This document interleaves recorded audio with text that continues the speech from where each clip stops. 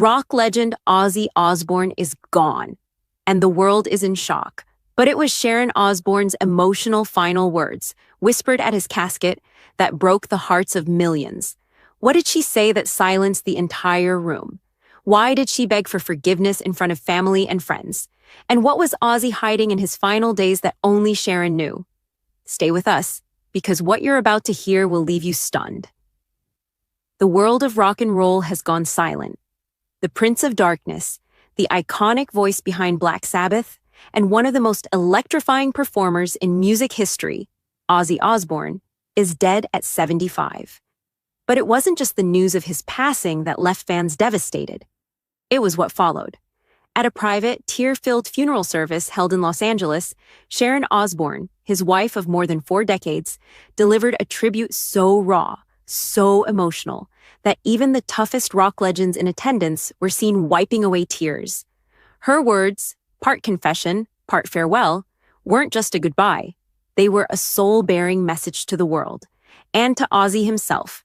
In this video, we'll walk you through exactly what happened in Ozzy Osbourne's final days, from the medical crisis that led to his death, to the shocking truth behind Sharon's public breakdown. You'll hear details from the funeral that weren't shared on the news. We'll reveal the secret note Ozzy left behind, the surprising celebrity who was banned from attending, and how Sharon's tribute might have finally exposed the deepest regret of their decades-long marriage. You won't believe who was there. You won't believe who wasn't. And when you hear what Sharon said beside her husband's casket, it'll change how you see their story forever. This isn't just a tribute. This is a final chapter written in tears, secrets, and legacy. Let's begin. Ozzy Osbourne, once the wild, untamed face of heavy metal, had spent years battling health challenges in private. But in his final weeks, those closest to him noticed a shift.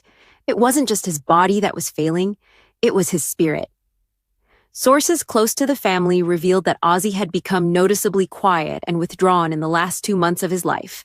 The once fiery frontman who howled through stadiums now barely whispered at the breakfast table. He stopped attending his physical therapy sessions, began refusing medication, and told his nurse on more than one occasion, "I just want to sleep and not wake up." Even Sharon, who had stood by him through addiction, relapses, cheating scandals, and nearly fatal health scares, felt something was different this time. Ozzy's eyes, she said, held a kind of calm sadness, as if he was already saying goodbye without words. According to an anonymous source inside the home, Ozzy had quietly called for each of his children one by one, Jack, Kelly, and Amy, and held private, emotional conversations with them. No cameras, no crew. Just whispered words, tight embraces, and long silences that said more than any lyrics ever could. But perhaps the most heartbreaking moment came when Sharon reportedly walked into Ozzy's room one evening and found him sitting in his chair, staring at a photo of their family from the 1990s, the chaotic but beautiful years, as Ozzy called them. Tears silently streamed down his face. He turned to her and said, "I'm sorry for what I couldn't fix, but thank you for staying." That night, Sharon canceled all her interviews and public appearances. She didn't say why, but those close to her say she stayed by his side, holding his hand for hours, barely sleeping. And just days later, Ozzy Osbourne slipped away quietly in his sleep. No screaming, no chaos, no spotlight, just peace, in the arms of the woman who saw him at his worst and loved him anyway.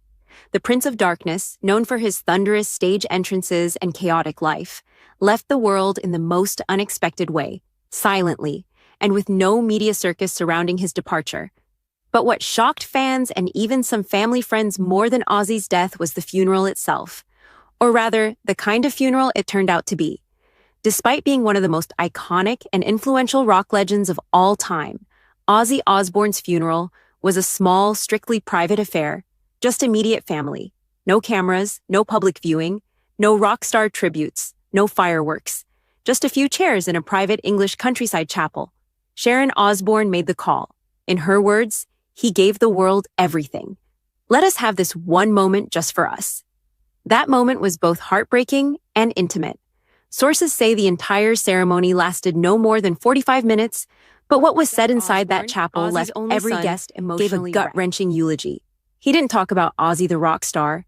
He spoke about Ozzy the father, the flawed man who tried to become better even when he kept falling. Jack cried openly as he revealed how Ozzy had apologized just weeks before dying for being an absent father during the hardest years. Jack ended his speech by whispering, "You did your best, Dad." And that was enough. Kelly Osbourne, who had often shared her own struggles with addiction and recovery, mirroring her father's past, stood up next. She brought the chapel to tears as she described her father as the loudest man in the room and somehow still the most misunderstood.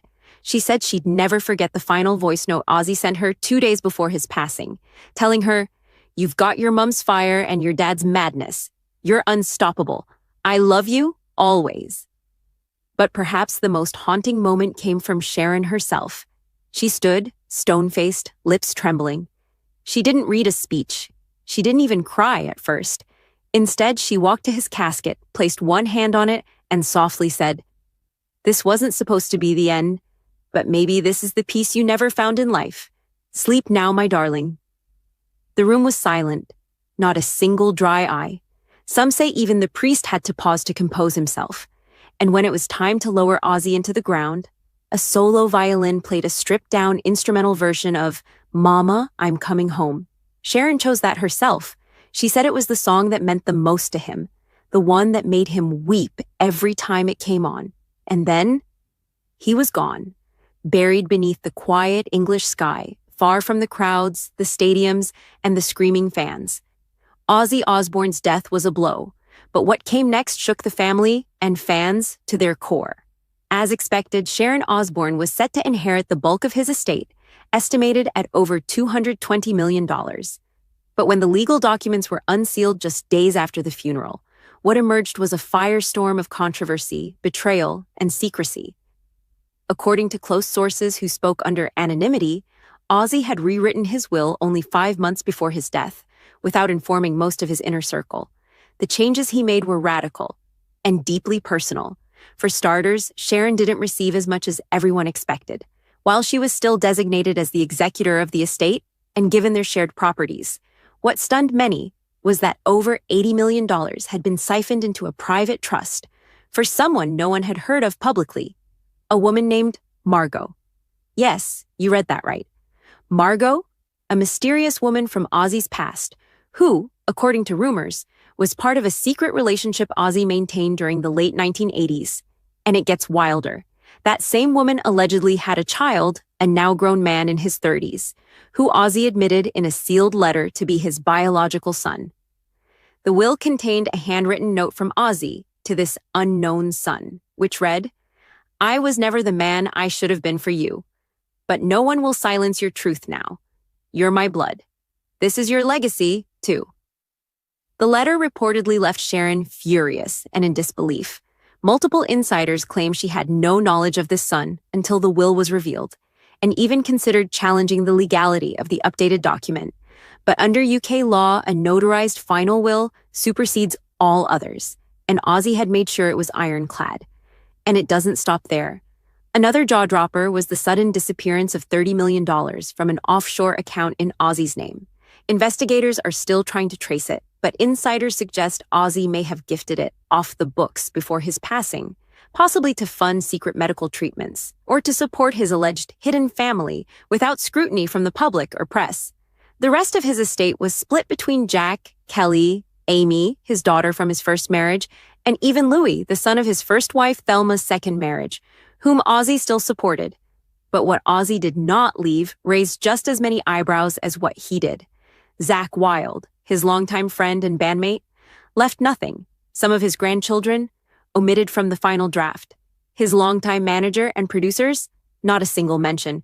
The secrecy of the will was so intense that a gag order was reportedly placed on all legal staff involved. Only a few pages were leaked to the media, but even that was enough to start family infighting and ignite a wave of lawsuits and bitter accusations. Fans online were divided. Some praised Ozzy for making peace with a son he never acknowledged publicly, while others accused him of betraying Sharon, who stood by him through his darkest years of addiction. Another shockwave was coming. The world was still grappling with the shock of Ozzy's mysterious will when Sharon Osbourne did the unthinkable.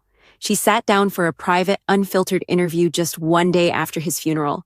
No makeup, no glam team, no stage lights, just her and the truth. What Sharon revealed rocked the legacy of Ozzy Osbourne even more than the hidden will. She began by talking about the weight of watching someone she loved slip away piece by piece, not just physically, but emotionally and mentally. Ozzy wasn't afraid of dying, Sharon said. He was afraid of what he'd done while he was alive, of what might come back to haunt him. And then came the confession. According to Sharon, just 72 hours before his death, Ozzy asked to be alone with her. Despite being hooked to machines, weakened, and barely able to speak, he asked her to turn off the monitors and shut the door. That's when he whispered something she said she'll never forget for the rest of her life. "I did something, years ago, something no one ever found out about. If it ever comes out now, just know I'm sorry. I didn't mean to ruin everything." Sharon said she froze. It wasn't about another affair. It wasn't about drugs. It was darker. When pressed for details in the interview, she hesitated, but what she said next was chilling. He spoke of a night in 1989, a party, a friend who went missing. He thought it would be swept under the rug, but he always believed he might have played a part. While Sharon never explicitly said what exactly Ozzy was confessing to, speculation exploded online. Some claim he may have been referring to a famous UK club incident, long buried in silence, involving the mysterious disappearance of a roadie who was allegedly with Ozzy that same night. That man was never found. Police at the time called it a probable runaway.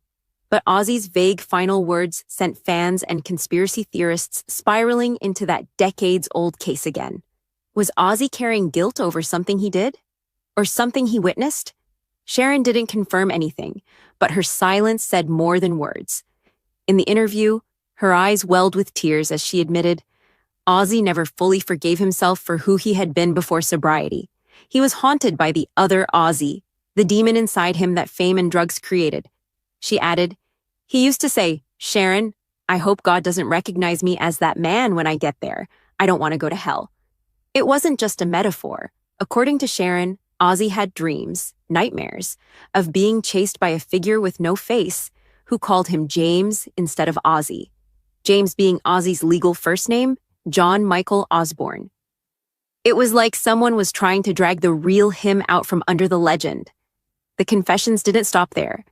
Sharon then revealed that Ozzy had written multiple sealed letters, some to his children, and one addressed simply, "To the one I hurt most." Sharon still doesn't know who that letter is for, but confirmed she hasn't opened it. What's even more shocking, Sharon said that Ozzy left behind a collection of video diaries. Over 60 hours of personal recordings on tape, filmed sporadically over the last 2 decades. In them, he reportedly talked to the camera as if it were his final audience, admitting things he never wanted the world to hear until he was gone. The tapes are now locked in a vault. Sharon has refused to release them. But insiders say Netflix, HBO, and even BBC have already made offers worth millions for exclusive rights. And fans are demanding it. They want the real story. Was Ozzy trying to make peace? Was he warning the world? Or was this his final act of rebellion? A rock star's last roar from the grave. And there you have it. Ozzy Osbourne's final act wasn't a screaming performance or a raucous festival farewell. It was a quiet moment of love, legacy, and tears that left fans around the world heartbroken. Sharon Osbourne's tribute didn't just honor a rock legend, it unveiled the tender core behind the Prince of Darkness.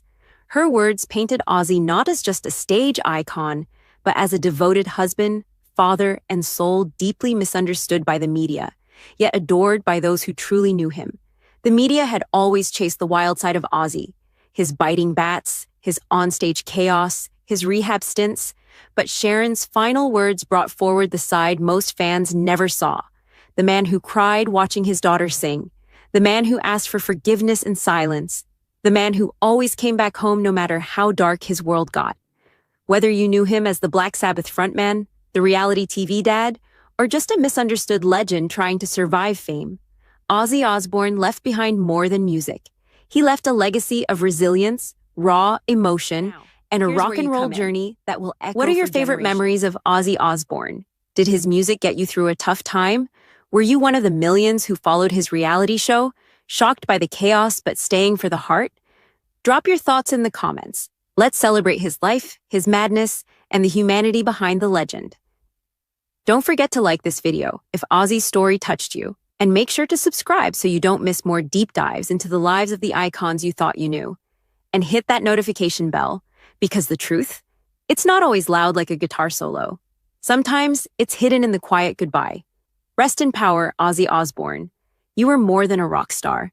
You were a storm the world will never forget.